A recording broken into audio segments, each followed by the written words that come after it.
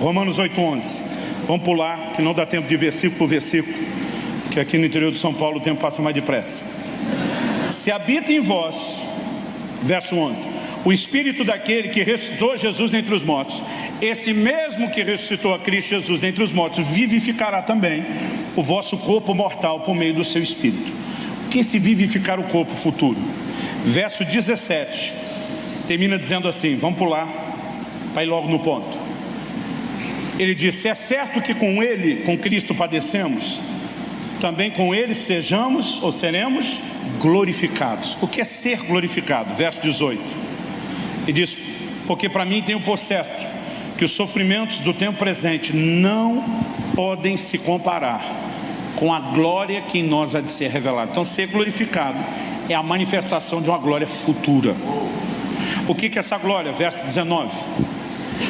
Ele diz, a criação aguarda com ardente expectativa a revelação dos filhos de Deus. Criação aqui está falando da natureza, das coisas criadas. Verso 20. Porquanto a criação ficou sujeita à vaidade, não por sua vontade, mas por causa daquele que a sujeitou. Abre parênteses, o pecado, através do pecado do diabo, fecha parênteses. 21.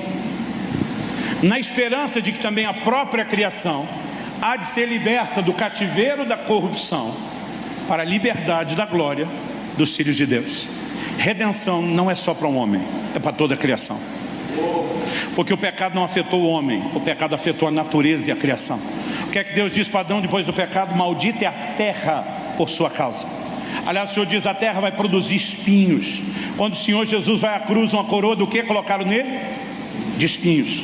O primeiro sinal de maldição da terra é colocado na hora que ele vai à cruz. E você acha que é só coincidência? O tempo todo você vai ver promessas de restauração da terra, não só de novos céus e nova terra. Os profetas do Velho Testamento falaram de um dia o cordeiro vai pastar com o leão, a criança vai brincar com a serpente, haverá uma ordem da restauração da natureza. Por quê? Porque o cativeiro da corrupção, que é a consequência do pecado que prende a terra, vai ser removido. Quando chegar a liberdade da glória dos filhos de Deus.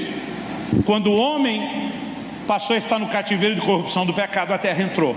Quando o homem sair, a terra sai. Verso seguinte, 22.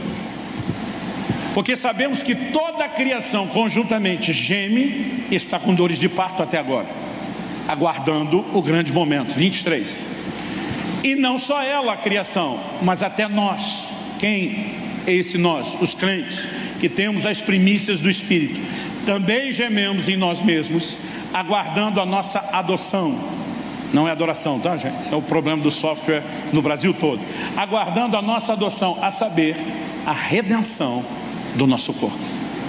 No momento onde Deus liquidar a fatura de um problema com o corpo, o problema de toda a criação será resolvido.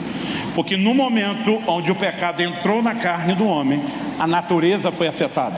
No momento onde ele for arrancado da carne, a natureza será restaurada. E quando você entende isso, vai fazer mais sentido 1 Coríntios 15. Eu aquela hora li até o versículo 49, do 45 ao 49. Você lembra do primeiro e do último Adão? Intencionalmente eu parei a leitura no 49. Agora nós vamos para o 50, que é a continuação. 49 diz assim: como trouxemos a imagem do que é terreno, primeiro Adão, também traremos a imagem do celestial. Verso 50 diz: isso afirma, irmãos, que a carne e o sangue não podem herdar o reino de Deus. Por que a carne e o sangue não podem herdar o reino de Deus? Porque a corrupção não herda a incorrupção.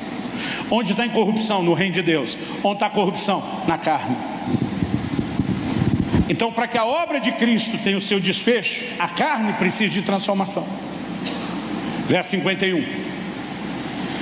Eis aqui vos digo um mistério: nem todos dormiremos, sinônimo de morrer, mas todos seremos transformados. No dia da vinda de Jesus, os mortos ressuscitarão e os vivos serão transformados. Então todos seremos transformados. 52. No momento, num abrir e fechar de olhos, ao som da última trombeta, porque a trombeta soará e os mortos serão ressuscitados incorruptíveis, e nós, pressupõe-se os que estiverem vivos na ocasião, seremos transformados. Por que, Paulo? 53. Porque é necessário que aquilo que é corruptível, a carne, se revista da incorruptibilidade, e que aquilo que é mortal se revista da imortalidade. 54. E quando O que é corruptível se revestir de incorruptibilidade, o que é mortal se revestir de mortalidade, então, somente então, não antes, se cumprirá a palavra que está escrita: tragada foi a morte pela vitória. Agora observe o que ele está dizendo. Deus disse para Adão: no dia em que pecares, certamente morrerás. Quando a morte entrou junto com o pecado, a mortalidade entrou com o pecado. Quando a mortalidade sai, quando a corruptibilidade do pecado for arrancada, a mortalidade que entrou com ela, a maldição que afeta a terra sai, e o desfecho será nas nossas vidas e em toda a natureza. Então ele está explicando: vai se cumprir a palavra que está escrita: tragada foi a morte. Então, só então.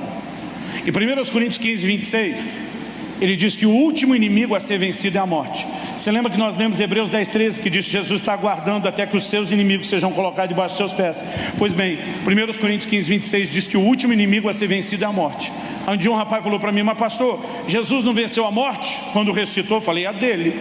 A nossa vai vencer quando nós ressuscitarmos. E nesse momento, vamos para o versículo 55, nós temos o desfecho da redenção. Agora Paulo começa a tripudiar em cima da morte. Onde está a morte, a tua vitória? Onde está a morte, o teu aguilhão?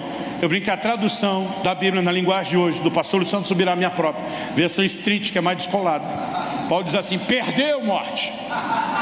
No 56 ele diz: o aguilhão da morte é o pecado, e a força do pecado é a lei. Por que diz que o aguilhão da morte é o pecado? No dia em que pecardes, certamente morrerás. Romanos capítulo 5, por meio de um só homem entrou o pecado no mundo, através do pecado a morte, e a morte passou a todos os homens. O verso 56 é o resumo do Evangelho. O aguilhão da morte, ou a força, da morte é o pecado, e a força do pecado é a lei. Ah, pastor, então aqui ele está dizendo que a lei é ruim. Não, a lei realçou uma natureza pecaminosa e a nossa incapacidade de obediência. Então Paulo escreve aos Romanos e diz: se não houvesse uma lei dizendo não faça, eu não conheceria o pecado que está em mim, a vontade de desobedecer. É aí que você vai entender Paulo aos Gálatas dizendo que a lei serviu de um aio para nos conduzir a Cristo, porque ela não mostrou que a gente só precisava de perdão do que já tínhamos feito de errado. A gente precisava de mudança de natureza, porque senão nunca conseguiríamos fazer certo. E é depois de falar isso tudo que vem o grande finale do verso 57. Mas graças a Deus que nos dá vitória por intermédio de nosso Senhor Jesus Cristo. Aqui não é vitória circunstancial, como alguns acham, é a vitória das vitórias. É o grande desfecho, onde o cerne dessa natureza pecaminosa finalmente será arrancada da nossa carne e uma transformação plena vai acontecer. Quem está entendendo, diga amém. Então, na santificação inicial, nós somos livres da condenação do pecado. Na santificação progressiva, nós somos livres do poder do pecado, já vou falar disso. E na santificação final, nós seremos livres da presença do pecado. Alguém disse que a santificação inicial é o resultado do encontro com Cristo, mas santificação progressiva é a preparação para a vinda de Cristo. 1 Tessalonicenses 5:23 diz: e o Deus da paz vos santifique completamente. Ele diz: e o vosso espírito e alma e corpo sejam guardados irrepreensíveis para a vinda de nosso Senhor. Mas a santificação final, ela se dá na vinda de Cristo. Quem está entendendo, diga amém. Então, feita essa pequena introdução, compre pelo link na descrição desse vídeo.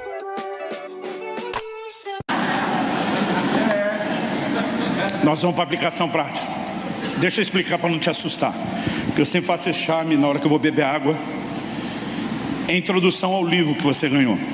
Nós resumimos aqui os primeiros 5 de 20 capítulos, mas não é a introdução à noite. Aqui nós já estamos com pelo menos 80% rodado.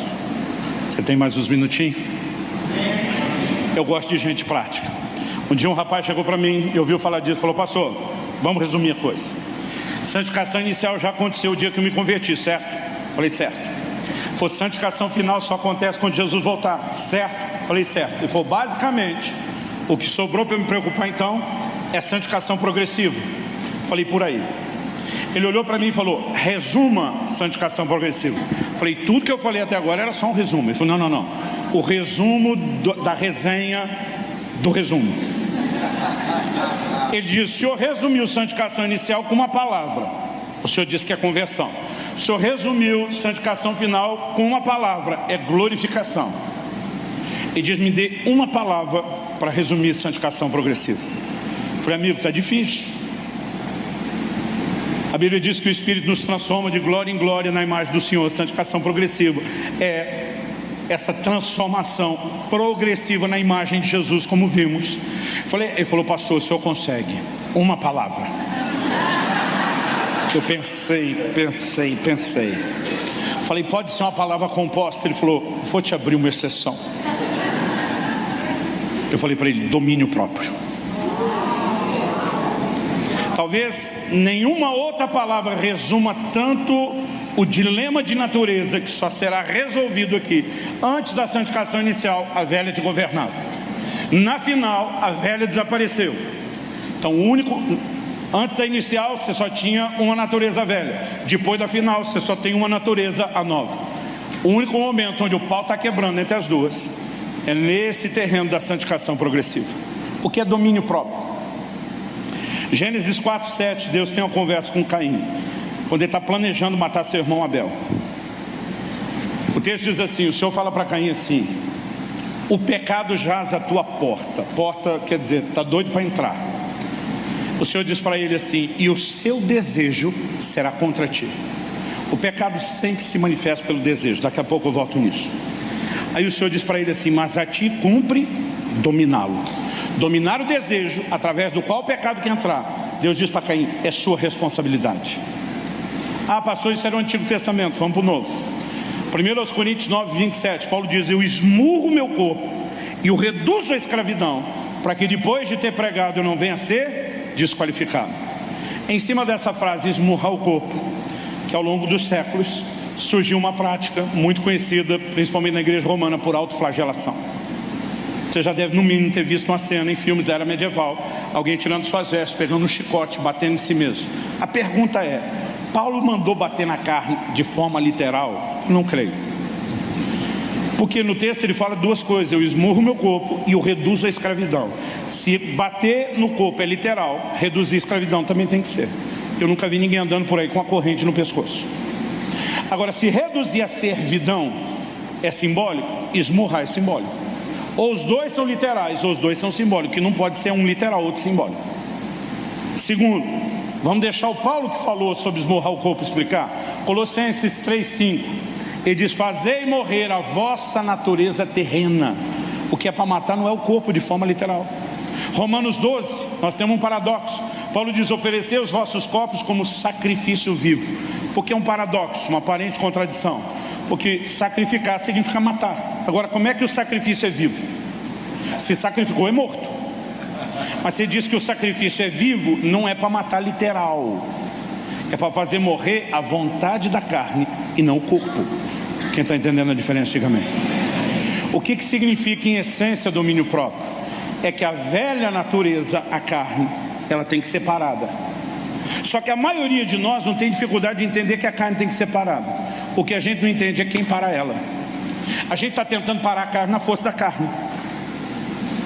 Quem para a carne é a nova natureza. Quem para a carne é um espírito nascido de novo.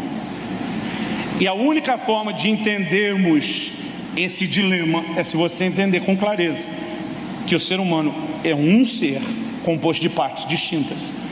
Eu citei 1 Tessalonicenses 5:23, e o vosso espírito e alma e corpo. O espírito é a parte de você que tem consciência de Deus ou das coisas espirituais. A alma é a parte de você que tem consciência de si mesmo. A carne é a parte de você que tem consciência do mundo físico. Às vezes eu lia o salmista dizendo lá, bendiz a minha alma ao Senhor. Adolescente, tentando entender a Bíblia com a ótica dele, eu ficava bolado. Eu pensava, esse Davi, e não quero fazer descaso com o problema.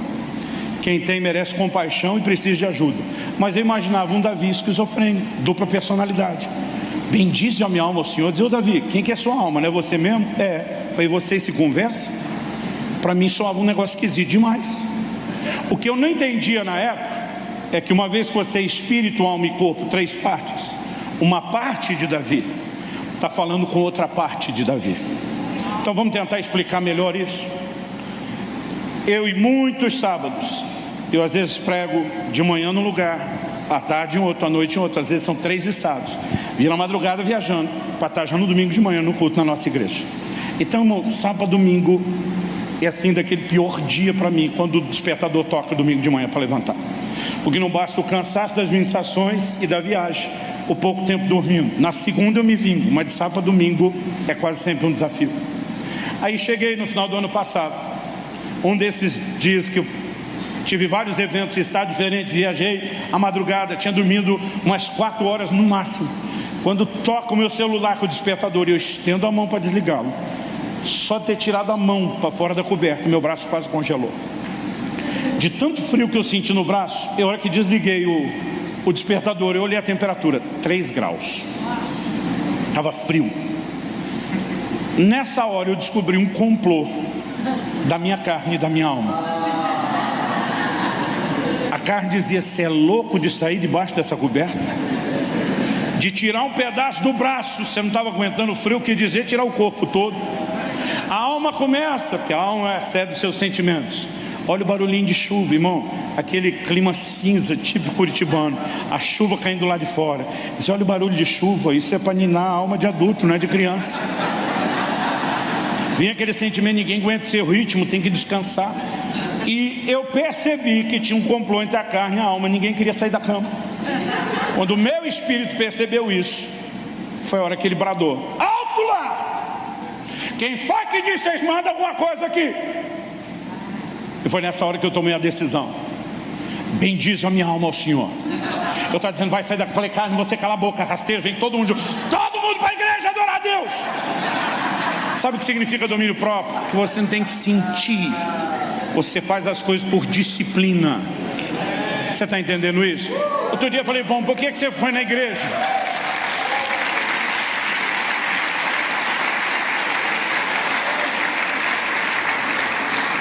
A ovelha já estava capenga, espiritualmente falando. Falei: por que é que tu não foi na igreja domingo? Não senti de ir. Falei: tu acha que eu estou lá todo domingo porque eu sinto?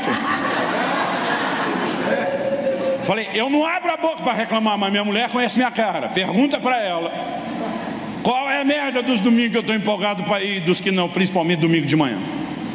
Esse rapaz olhou e falou: pastor, o senhor não sente vontade de orar todo dia? Eu falei: claro que não. O senhor não sente vontade de ler a Bíblia todo dia? Eu falei: claro que não. Ué, então o senhor não lê? Eu falei: não falei isso. Eu não preciso sentir vontade. Eu faço porque eu tenho que fazer. Isso se chama disciplina espiritual. Agora, sabe qual é o problema? Tem uma molecada confundindo as coisas. Quando você começa a falar das disciplinas espirituais, envolve vida de oração, meditação na palavra, devocional, adoração, jejum. Eles começam a te criticar dizendo: evangelho do mérito. Outro dia um falou para mim: parece que você está querendo merecer algo. Eu falei: você está maluco? A definição bíblica de graça é favor imerecido. Não tem nada que eu possa fazer que vai me tornar merecedor. Ele olhou para mim com a cara assim, de quase que me chama de idiota. Eu falei: então por que você se dedica tanto? Eu falei: porque ele merece, cabeção. Não é porque a minha dedicação não me fará merecedor que o meu Salvador não merece o melhor de mim. São duas coisas completamente distintas. É sério, tem hora que dá vontade de olhar bem no olho de um e dizer: alô? Gente, um rapaz outro dia falou para mim: é que o senhor ainda não teve a revelação do amor incondicional. Falei: me elucide. Ele olhou para mim e falou: nada que você fizer de bom vai fazer Deus te amar mais, e nada que você fizer de ruim vai fazer Deus te amar menos. Falei: essa é a grande revelação. Ensinei isso para o meu filho quando ele tinha 11 anos de idade, e não estava nem falando de Deus, estava falando de mim. O menino chegou da escola, não conseguia manter contato visual, baixava os olhos, não conseguia falar, porque a voz, as mãos e as pernas estavam trêmulas. Naquela época do bimestre, que é para trazer boletim escolar para casa. Não precisava de revelação. Falei: por acaso você tem um boletim com nota vermelha aí dentro? Deus te mostrou, pai. Falei: não, criatura, você mesmo. A psicologia chama isso de linguagem corporal, não tem revelação aqui não. Mas eu tentava conversar com Israel, eu não conseguia. Estava com medo de mim. Eu falei: para tudo, piá. Eu falei, olha para mim, olha no meu olho. Ele olhava, abaixava e dizia, olha e fica aqui, segura aqui. A hora que ele conseguiu segurar o olho, eu falei, eu amo você. Ele falou, eu sei. Eu falei, você sabe, mas não entende. Eu falei, um dia talvez você vai entender, mas preste atenção que eu vou tentar te explicar. Eu falei para ele, eu não te amo pela sua performance. Eu não te amo pelo que você faz. Eu te amo pelo que você é. Você é meu filho, Piá. Acabou. Olha eu copiar de novo. São Paulo, mente paulista. Eu falei, eu te amo, guri. Não, guri é Rio Grande do Sul. Eu te amo, garoto. Menino, como é que é mesmo aqui, gente? Me criei aqui, já não lembro. Eu te amo, menino. Não pelo que você faz. Eu te amo pelo que você é. Olhei para ele e falei, nada que você fizer de bom vai fazer eu te amar mais. Nada que você fizer de ruim vai fazer eu te amar menos. Meu amor por você é incondicional. Gente, eu nunca mais vou esquecer. Abril de 2010. Poxa, já no primeiro bimestre. O boletim escolar. Então foi isso mesmo. Abril de 2010. A cara de desespero que ele estava vai mudando para uma cara de alívio. Mas rápido. Esse negócio está vivo na minha memória.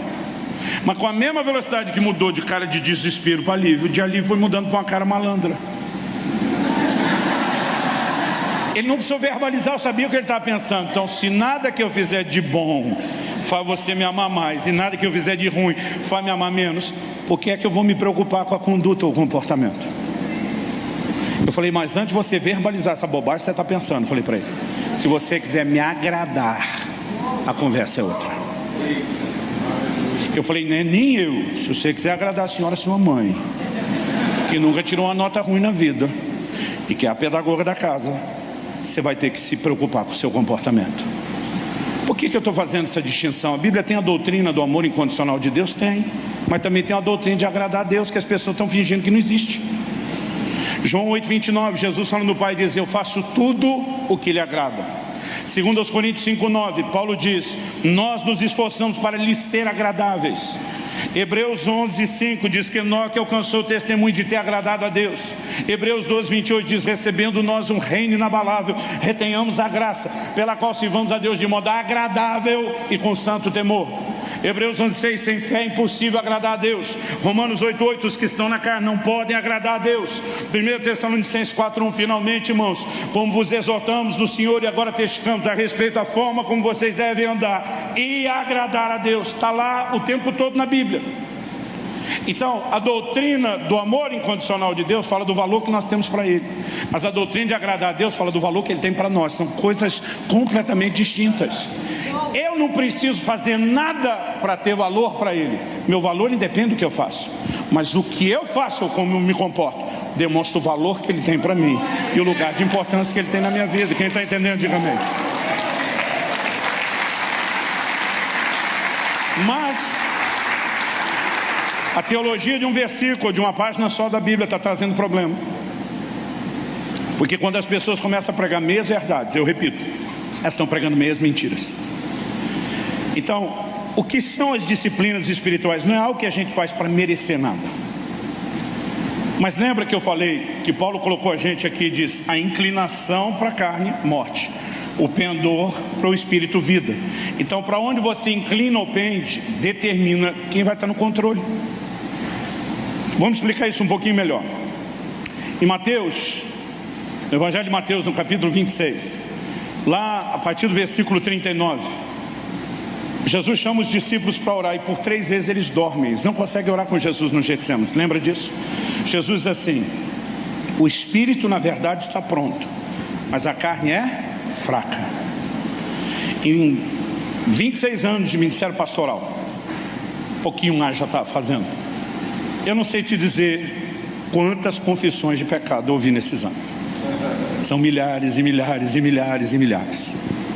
Quase sempre que um crente vai confessar que tropeçou, que fez algo errado, ele normalmente começa preparando a notícia, tipo o gato subiu no telhado.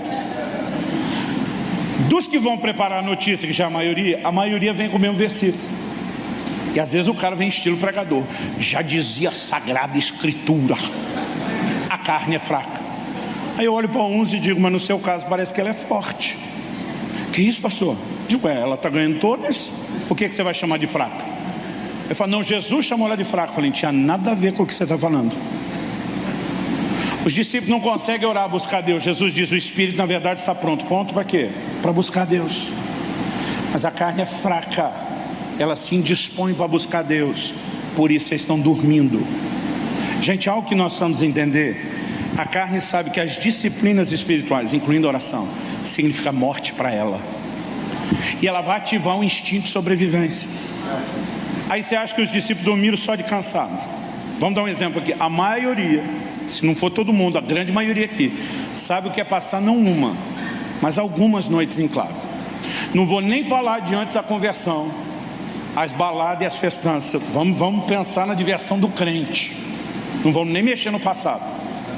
É gente que vira à noite assistindo filme ou maratona de seriado, a nova geração jogando videogame. Tem todo tipo de motivo. Gente, eu já virei muita noite trabalhando, viajando, escrevendo, mas não posso dizer que a maioria foi pelo nobre motivo do trabalho. Eu sou desses notívagos, troco a noite pelo dia fácil. Então não importa se é para trabalhar ou para divertir. Já fiz isso várias vezes. Agora, tem gente que é para assistir jogo, luta do outro lado do mundo, de madrugada, não sei. Tem gente que tem todo tipo de gosto. Um dia uma senhora da igreja falou: pastor, eu não posso saber de um velório que eu vou lá passar a noite conversando. É sério, a mulher falou assim: não preciso nem saber quem morreu ou é a família do morto, só achar um lugar para passar a noite conversando. Falei: meu Deus, tem gosto para tudo. Mas o ponto não é esse. O ponto é, a maioria de nós já gastou noites em claro. Aí o pastor Mirko vem anunciar aqui: gente, já tal, nós vamos ter uma vigília de oração. O crente diz: não consigo orar porque eu durmo. Eu tenho vontade de dizer: miserável, por resto tu fica acordado. E na hora de orar tem sono. Tem, ele não está mentindo. Um dia desse encontrei um senhor de uma outra cidade que eu preguei. Ele falou: pastor, sofri por anos de insônia. Ele falou: mas insônia que o senhor não tem noção. Não tinha faixa preta, remédio de faixa preta que me fazia dormir. Até que eu descobri o santo remédio. Eu acho legal quando vocês riram na primeira, porque eu não entendi o santo remédio, não entendi o jogo de palavras na hora. Eu falei: qual é o santo remédio? Ele falou: o santo remédio. Eu falei: continuo não entendendo. Ele falou: pastor, é começar a ler a Bíblia e orar. Durmo que nem uma criancinha. Eu olhei para a esposa dele achando que estava brincando. Ela disse: é verdade. Irmão, vai falar sério, nem faixa preta fazia o abençoado dormir, mas ler a Bíblia e orar faz. Porque no momento que você começa a se envolver com as disciplinas espirituais, a carne ativa o instinto de sobrevivência, como se ela dissesse: corre, some daí. Gente, você já percebeu que às vezes você está orando e você não sabe como daquele lugar profundo em Deus você vai pensar tanta bobagem de distração? Eu lembro de um culto que a gente estava assim na adoração, eu estava lá nas galáxias. A hora que eu percebi, eu estava contando quantas lâmpadas tinha no teto da igreja. E tem gente que está rindo de si mesmo agora. Mais gente tem o toque. Como que você vai de uma experiência profunda a tamanha distração? Há uma guerra contínua. A carne milita contra o espírito milita contra a carne. A Bíblia diz para que vocês não façam aquilo que querem. Um está lutando contra a vontade do outro. Então o que eu e você precisamos entender? Que disciplinas espirituais nos tornam mais conscientes da realidade espiritual. Então, se você orar mais, você não é mais merecedor de bênção do que o crente que não ora, mas você é mais consciente da nova natureza, da nova realidade do que aquele que não ora. Aí outro dia um rapaz falou para mim: me dê um bom motivo para jejuar. Eu falei: como assim? Jesus jejuou, falei para ele. Aí você sabe que o cabeção falou: Jesus estava debaixo da velha aliança. Eu falei: ok, vamos imaginar que essa bobagem que você está falando seja verdade. Então o que Jesus fez não é exemplo para nós seguir. Mas vamos pensar no que Jesus falou. Perguntaram para ele: por que os discípulos de João Batista e dos fariseus jejuavam e o dele não? O que é que Jesus respondeu? E diz: eles não podem jejuar quando o noivo está presente. Mas chegarão os dias em que o noivo será tirado, então jejuarão. Falei: o que é o noivo ser tirado? Não é a definição da morte, ressurreição, assunção do Senhor Jesus até que ele volte? Ele disse: é. Falei: então ele disse que é nesse tempo que nós jejuaríamos, ou seja, na nova aliança. Conversa é essa, que o jejum não é para hoje. Eu estou percebendo assim um grupo de pessoas tentando promover o evangelho do mínimo esforço. Dallas Willard disse: graça é ausência de mérito, não de esforço. São duas coisas completamente distintas. O nosso esforço não é para merecer, mas é uma retribuição a quem nos deu o favor imerecido. E ele tem os seus benefícios, gente. Então, Eu mencionei quando eu lancei o livro do Impacto da Santidade, Deus me guiou, não estou dizendo que ninguém tem que fazer isso, ao maior jejum que eu tinha feito na minha vida até então. Eu fiz 40 dias de jejum na água, direto a fio. Nesses 40 dias, Kelly nunca orou tanto por mim, como nesses 40 dias. E quando Deus falou comigo, eu tinha me programado para fazer isso no fim do ano. Deus falou comigo no final de agosto e disse, fim de semana que vem você começa. Eu tomei um susto, começa o quê? O jejum. Falei, Deus, olha a minha agenda, em 40 dias eu preguei 46 vezes. Falei, não é hora de jejuar. Eu programei o fim do ano para parar, ficar quieto, fazer isso. E disse, fim de semana que vem você começa. E eu pensei, falei, bom, seja o que Deus quiser. Jejum prolongado, irmão, você não deve fazer na louca, sem direção de Deus. E eu, todas as vezes fiz algo desse gênero, fiz com acompanhamento médico, antes, durante e depois. Mas quando Deus mandou, eu entrei. Esse jejum me gerou uma crise você não tem noção. Qual a crise, pastor Luciano? O meu temperamento é um colérico. Explicando para quem não entende, barraqueiro por natureza. Aquele que o sangue ferve, que o pavio é curto, que tem que lutar para não me irritar, para não ficar estourado. Pastor, é possível vencer, mas é uma guerra contínua. Só que durante 40 dias, nada me irritava. Minha mulher, que é esse doce de pessoa, quem conhece sabe, nem ela aguentava. Ela tinha suas crises de sarcasmo e cinismo comigo. Tinha hora que ela dizia, quem está aí? O que é que você fez com meu marido? Ela está dizendo, não reconheça a mansidão. Eu dizia, pois é. Mas pastor, por que gerou crise? Não foi uma coisa boa? Foi, mas acabou com a minha desculpa. Qual era a minha desculpa? É o temperamento. Há 40 dias, irmão, sem alimentar carne. Aliás, não era só sem comer. Era 40 dias sem entretenimento, cara na Bíblia, oração. A pobre da carne apanhou mais do que Rock Balboa em todos os filmes juntos. Apanhou e não tinha força. Passou e depois o senhor nunca mais se irritou? Não, irmão, é só voltar a comer, se descuidar. Disciplinas espirituais não nos fazem mais merecedores, mas nos fazem mais conscientes da nova natureza. Se você olha para a vida de Jesus, ele gastou tempo orando. É evidente pelo que ensinava que ele tinha tempo com a palavra. É evidente que nosso Senhor jejuou. Agora, nós queremos viver uma vida espiritual distinta, mas a gente só alimenta a carne. Gente, nós somos uma geração do entretenimento. Quando eu era adolescente, porque trabalhava, estudava, tinha programas familiares de envolvimento com a igreja. A gente, quando conseguia ver um filme por semana, já era assim, esbanjou. Porque não era toda semana que dava para assistir um filme. Mas quando ia, fosse no cinema, ou pegasse na locadora, juntava os amigos, via um filme, para nós era o porre de entretenimento. Hoje as pessoas vêem filme seriado todo dia. A maioria não consegue parar num episódio. A gente vai tomando um porre de entretenimento. Agora, não estou dizendo que você não pode. Eu gosto.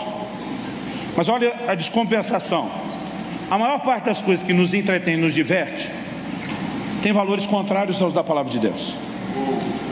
Aí nós estamos aqui na igreja tentando ensinar os casais a importância da fidelidade à aliança, do casamento monogâmico, a importância de não dar brecha no seu casamento. Mas na diversão nós estamos torcendo para o marido largar a rabugenta da esposa e ficar com a amante. É isso que nos entretém. Aqui a gente ensina a importância de falar a verdade. Lá a gente está se divertindo com a mentira. A gente reúne na igreja, vamos orar por justiça na nação, e a gente está clamando por justiça contra a corrupção. Mas na hora do filme ou do seriado você está torcendo para o ladrão fugir da polícia. E a gente não vai percebendo quão contraditório é alimentar esses desejos da carne o tempo todo, mas não alimentar a nova natureza. Aí o que eu não entendo é que alguns pregadores de graça estão dizendo que se você chamar o povo a alimentar a consciência espiritual é religiosidade, mas tomar um porre das coisas que fortalecem a carne é normal.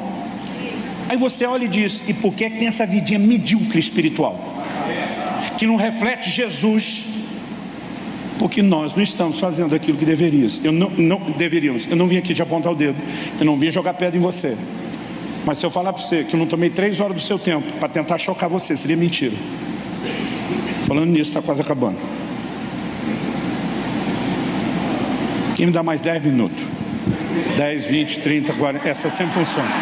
É velha, mas funciona. Então vamos terminar aqui.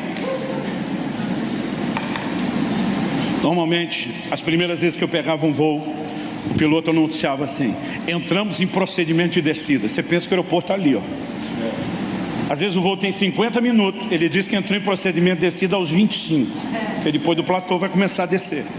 Depois de um tempão ele vai dizer: fecha a mesinha à sua frente, aperte seu cinto, ajuste o assento da sua cadeira. Aí você pensa: agora vai.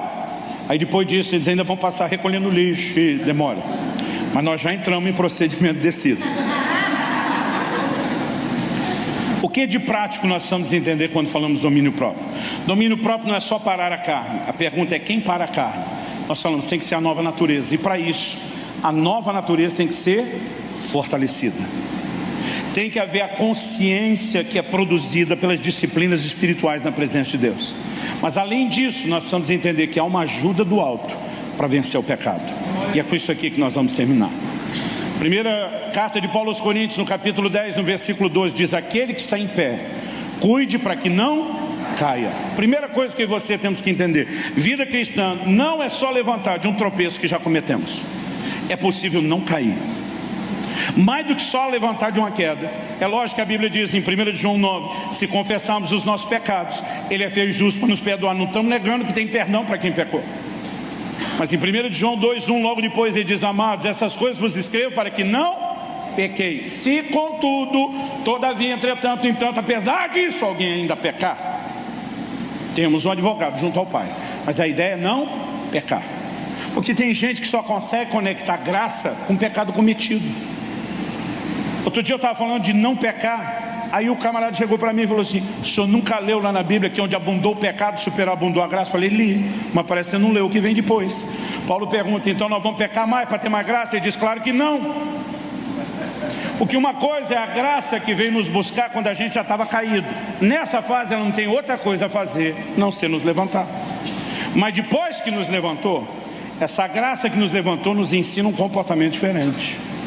O texto do Novo Testamento que mais retrata a graça em vez da lei é quando a mulher é pega em flagrante adultério. De acordo com a lei de Moisés, ela tinha que ser apedrejada. A turma veio experimentar Jesus: e aí, Moisés mandou apedrejar, o que o senhor diz? Ele vira para a galera e diz: quem está sem pecado começa. A Bíblia diz dos mais velhos para os mais novos. A turma foi tudo vazando. A Bíblia fala de Jesus escrevendo no chão, na areia. A Bíblia não diz o que ele escreveu, mas eu imagino, com a minha imaginação santificada pelo Espírito Santo, ele escrevendo discórdia. E alguns estão olhando. Ira, raiva, maledicência. Quase como quem diz: hashtag fica a dica. Provavelmente ele não escreveu adultério, mas o resto, a turma foi sendo. Sobrou só Jesus. Jesus tinha pecado? Não. Jesus podia apedrejá-la? Pela lei de Moisés, sim. Ele olha para essa mulher, e aqui nós vemos graça, e diz: nem eu te condeno. Eu poderia, eu escolho te perdoar. Aí sim passou essa graça. Não terminou. Aí Jesus diz: vai e não peques mais. Porque a mesma graça que não te condena pelo pecado já cometido te ensina a não pecar mais. Tito capítulo 2, de 11 a 13, em 3 versículos, Paulo fala de santificação inicial, progressiva e final. Tito 2:11, a graça se manifestou salvador a todos os homens. Santificação inicial. Removeu a condenação do pecado. Depois diz assim: ensinando-nos que a mesma graça que salva ensina. O que ela ensina? Renegados às paixões, às impiedades mundanas, vivamos no presente século de forma sóbria, justa e piedosa. A mesma graça que te tirou de um pecado já cometido te ensina a não pecar mais. E o verso 13 termina dizendo: aguardando a bem-aventurada manifestação de nosso Senhor e Salvador Jesus, a vinda de Cristo, santificação final. Porque a obra de Deus é um pacote. Eu não posso pegar só a santificação inicial e fazer a doutrina da vida cristã só aqui. Então a graça que me arrancou do pecado aqui, ela me capacita do lado de cá não pecar mais. Então o que o texto diz, projeta lá por favor, 1 Coríntios 10:12. Aquele que está em pé, cuide para que não caia. Logo depois de fazer essa declaração, ele diz, verso 13: não vos sobreveio nenhuma tentação, senão humana. Diga comigo: tentação humana. Com mais vontade: humana. Na cabeça da maioria dos crentes, pelo menos com aqueles que eu tenho conversado, entrevistado aí em quase 30 anos de ministério, 26 só de pastorado, na cabeça da maioria dos crentes, tentação parece uma coisa infernal, sobrenatural, diabólica, maligna, logo conclui-se imparável. Um dia eu perguntei para um: como é que tu fez uma besteira dessa? Pastor, todas as hordas e hostes do inferno vieram sobre mim. Eu digo: se isso não é teoria da conspiração, o que é? Tem quase 8 bilhões de pessoas no planeta, mas o inferno todo está ocupado só com ele e com mais ninguém. O pastor era muito capeta, oprimindo, apertando, empurrando, não dava para segurar, não dava, a hora que eu vi, caí. Olhei para ele e falei: então tu é praticamente uma vítima, você não tem culpa de nada.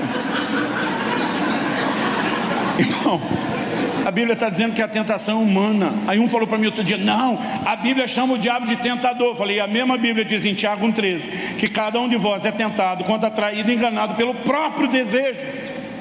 Eu falei: então por que o diabo é chamado de tentador? Eu falei: porque ele pega o cardápio e bota debaixo do seu nariz. Tentação não é uma força externa que entrou para te controlar, é a provocação do que está dentro de você.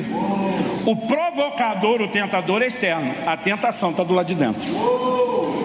Outro dia um jovem falou para mim: não, pastor, o senhor tem que entender que não é fácil ser crente hoje. Eu falei: por que não? Eu fui: pastor, estava conversando com meu pai e com meu tio, ele disse que a geração de vocês, aí me senti velho pra caramba, hora que ele falou desse tiozão, foi a geração de vocês. Ele falou: meu pai e meu tio, eles disseram que queria pecar e não conseguia. Eu falei: quero conhecer eles. Eu já conheci gente que não queria pecar e não conseguia, e pecava, mas queria pecar e não conseguia. Eu falei: você está de brincadeira? Ele falou: não, é que a conversa era sobre pornografia. E meu pai e meu tio disseram que eles até queriam, mas não tinham acesso, porque revista pornográfica naquela época não ficava exposta, não era vendido para menor de 18 anos, era difícil conseguir. Ele falou: hoje um clique acidental, e alguns acidentais você tem que botar aspas. Ele falou: pastor, a gente já está na lama. Eu falei: então você acha que você peca porque é mais fácil pecar hoje? Eu falei: olha aquele povo que saiu do Egito no deserto, que eles tinham de facilidade para pecar, mas os miseráveis pecava com força, porque o pecado tem nada a ver com o que está do lado de fora, ele está do lado de dentro. Isso não tem oportunidade, a gente cria. A Bíblia está dizendo que não veio tentação que não fosse humana. Agora preste atenção: mas fiel é Deus, o qual não deixará que sejais tentados acima do que podeis resistir. Não haverá tentação maior do que a nossa capacidade de dizer não. E se só parasse aqui já era uma boa notícia, mas fica melhor. Antes, outra tradução diz: pelo contrário, juntamente com a tentação, Ele dará o escape. Outra versão diz o livramento, o meio de saída, para que a possais suportar.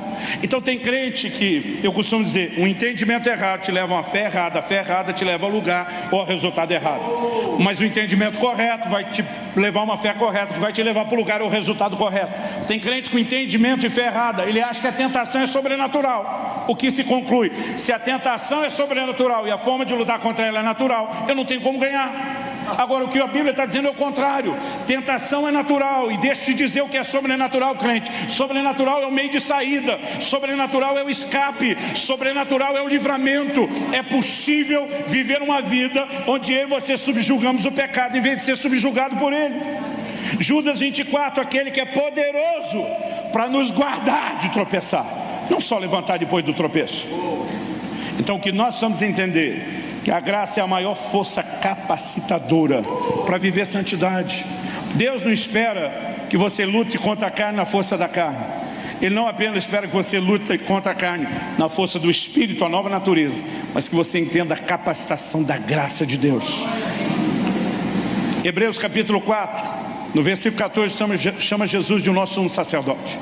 No versículo 15, projeta aí por favor, Hebreus 4,15.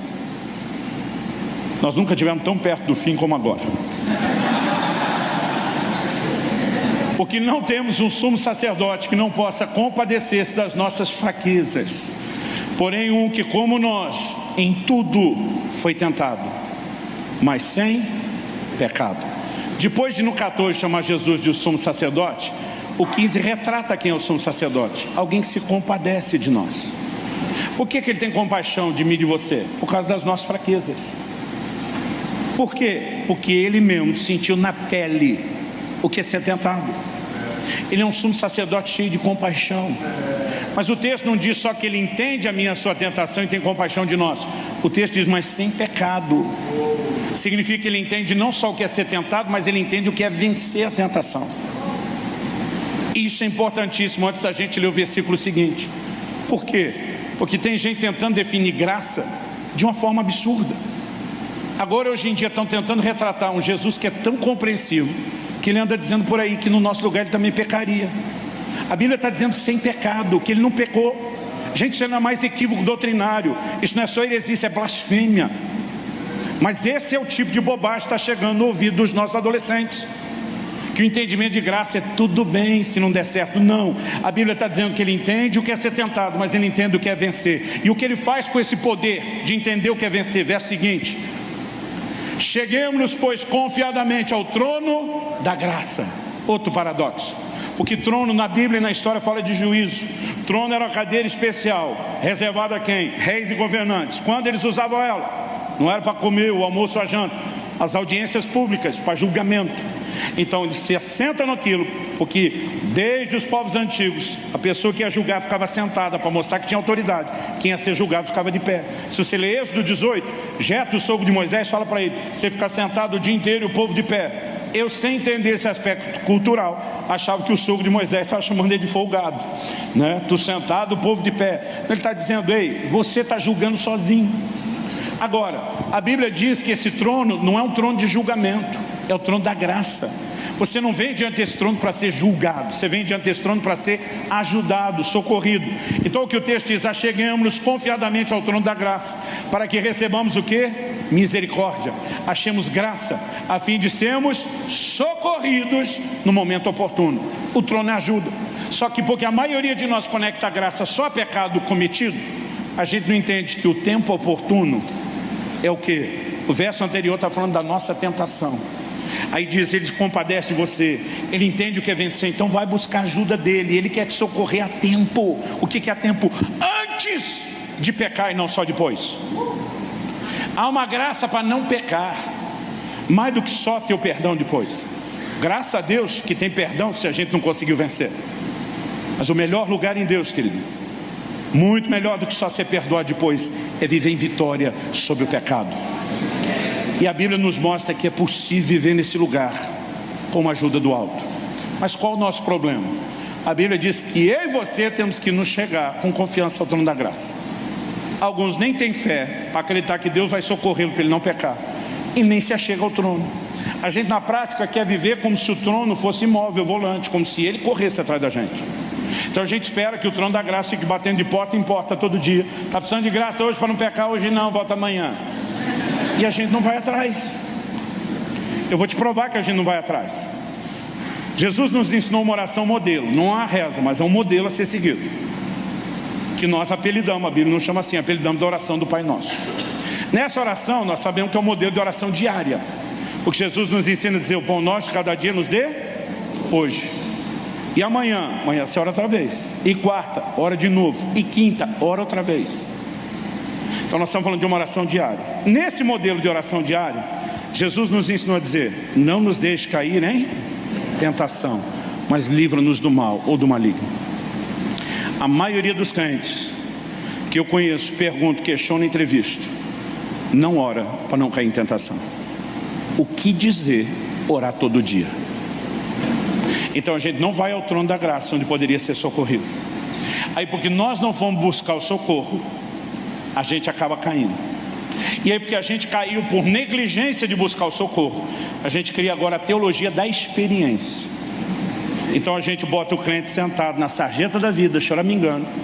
E aí, para ensinar graça, a gente bota Jesus do lado dele fazendo um cafuné e dizendo: não tem problema não, crente, eu não te amo pelo que você faz, eu te amo pelo que você é. Está tudo bem pecar. Se está tudo bem pecar, é uma contradição a todo o ensino das Escrituras. Graça é a maior força capacitadora para andarmos em santidade. A Bíblia diz que Deus nos transforma de glória em glória na imagem do Senhor. Não é instantâneo, não é de uma vez. Mas eu posso estar melhor hoje do que estava ontem. Eu posso amanhã estar melhor do que hoje. Depois de amanhã, melhor do que amanhã. Quem crê nisso, diga amém. Vamos ficar em pé para parecer que está acabando. Compre pelo link na descrição desse vídeo. Olhe para cá, é muito importante eu falar isso antes de terminar. Qual é o propósito da santidade? A santidade não deveria ser um peso e nem um fim em si mesma. João Bevere, no livro Kryptonita, ele diz que santidade é a ponte para a intimidade com Deus. Eu vou repetir. Santidade é uma ponte para o lugar da intimidade com Deus. Quando Deus criou o primeiro casal e colocou no jardim, você já percebeu que Deus não respeitou nem a lua de mel do primeiro casal? Todo dia Ele ia visitar os dois. Todo dia. Meu pai demorou uns 3 meses para aparecer em casa depois que eu casei. Durante 1 mês eu não falei com meu filho até que ele me ligasse.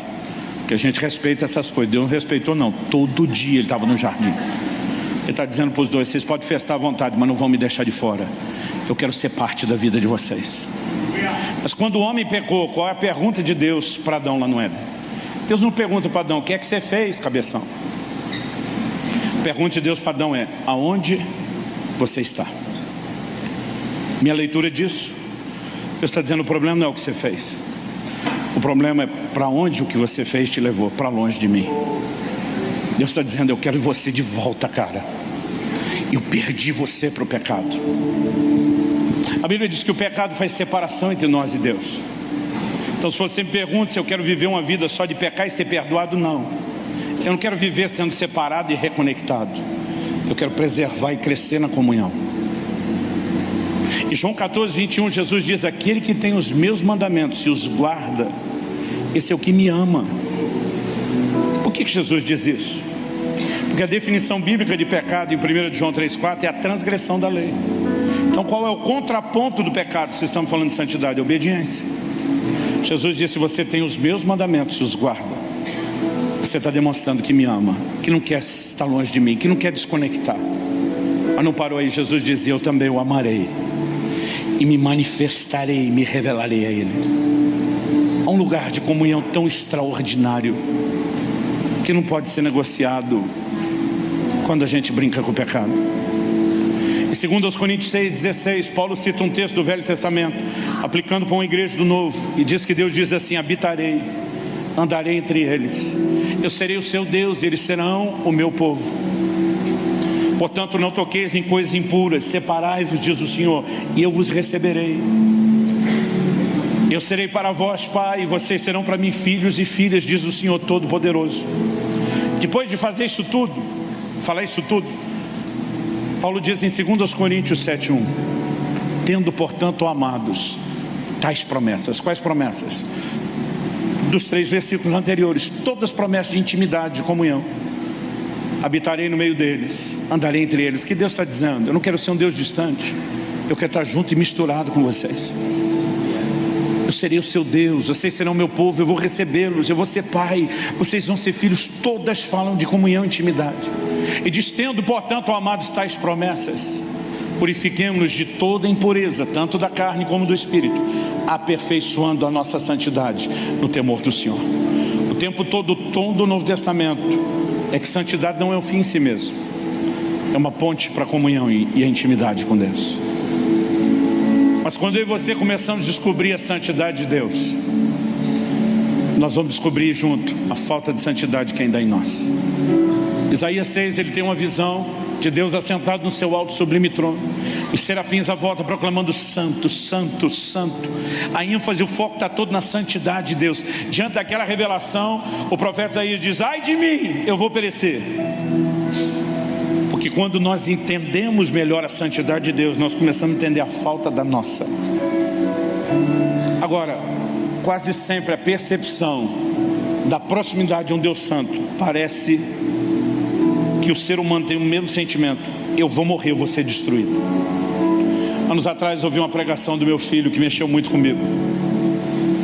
Ele dizia: imagina que sua meta de vida fosse aproximar-se do sol, que de alguma forma hipotética, imaginária, fosse possível, o que você descobriria ao aproximar-se do sol, não precisa se aproximar muito, é que você seria desintegrado por ele. Porque a sua estrutura física, química, sua natureza, não suporta a força do sol. A única forma de você poder se aproximar do sol sem ser destruído por ele é se você passasse por uma mudança de natureza ou de estrutura química e física e se tornasse semelhante ao sol. Então você poderia não só se aproximar, mas se fundir com ele. Depois de dar o exemplo que falava tudo, meu filho ainda se deu ao trabalho de explicar. E diz: o sol, no fulgor da sua força, representa Deus no esplendor da sua santidade. E a única razão pela qual ele insiste na mudança da nossa natureza é para que ao nos aproximarmos dele, a gente não seja desintegrado. Porque ele nunca quis nos destruir. Ele quer nos desfrutar, nos usufruir, vamos dizer assim. Na hora que Isaías diz: ai de mim, eu vou morrer, um anjo vem, pega uma brasa do altar e toca ou tosta a boca do profeta e diz: tua iniquidade foi tirada. O que é que Deus está dizendo? Ô cabeção, não mostrei seu pecado que eu queria te destruir, só dei o diagnóstico que eu tenho cura e restauração para você. Eu estou mostrando que o pecado é um problema a ser eliminado, não para te manter longe de mim. Vamos nos livrar do que impede, e aí eu tenho você. Quem está entendendo? Agora ainda a brasa nesse altar a minha, à sua disposição.